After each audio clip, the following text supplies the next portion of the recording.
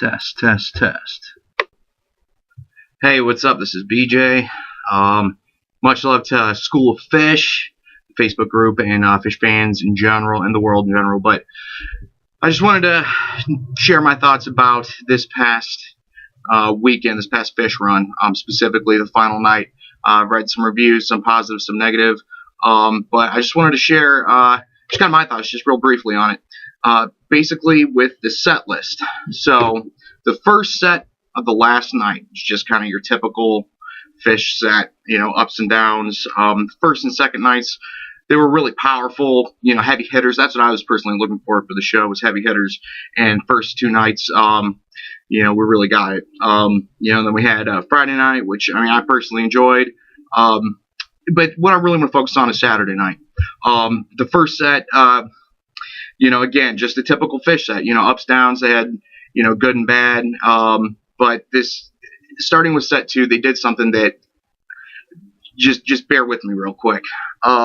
It's still blowing my mind. So basically, start off with Party Time. I'm just going to jump right into it. Party Time, creation. Okay. So after Party Time, you have light.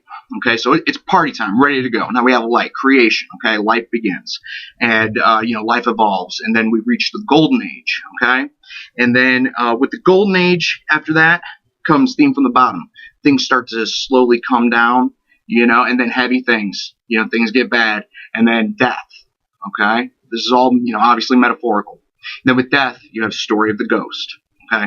So now with the ghost, it's in the ghost is in some other realm, some ethereal plane, outside of our, three-dimensional or four-dimensional existence. And that ghost is, through its path, wherever it's going, it can sally through the alley, and then, it's going, it's going through its path, and then bam, 46 days. And what happens after 46 days? Reincarnation into Susie Greenberg. And so that right there, that second set, is an entire cycle of life and death that I think Phish was illustrating. And then we have the third set, okay? And it starts off with Cavern.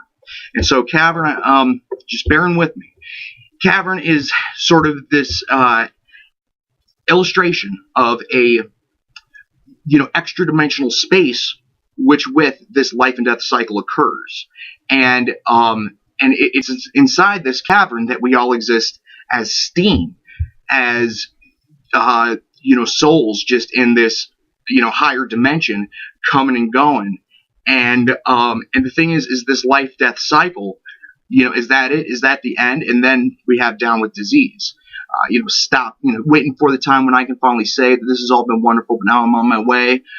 And the thing is the New Year's gag, with everyone floating in the air as steam. It was just so amazing how they did it, and how it illustrates, sort of like their version of what that other realm is like, perhaps, amongst other things.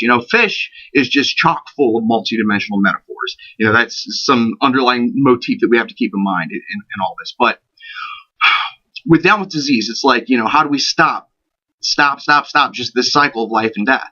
And after Down with Disease, they have The Wedge. And The Wedge is the song, we're bobbing on the surface as the shadow glides below. They say she feels my heartbeat. Oh, but how she'll never know.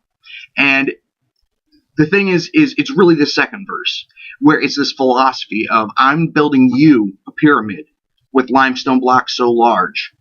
I've dragged them from the mountaintop. We'll need a 2-car garage. And so it's almost like applying this sort of philosophy then to life, this higher organizing principle, which then is sort of akin to enlightenment. It's perhaps, some sort of like Eastern Buddhist type thing that they're illustrating with music here.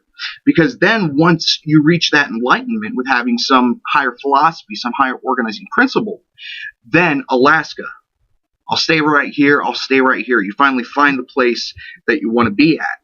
And then it's all good.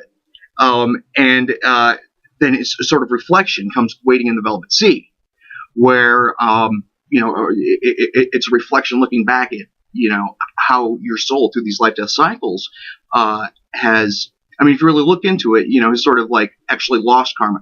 Karma is typically viewed at as like, do good unto others, and other, what you put out is what you'll get.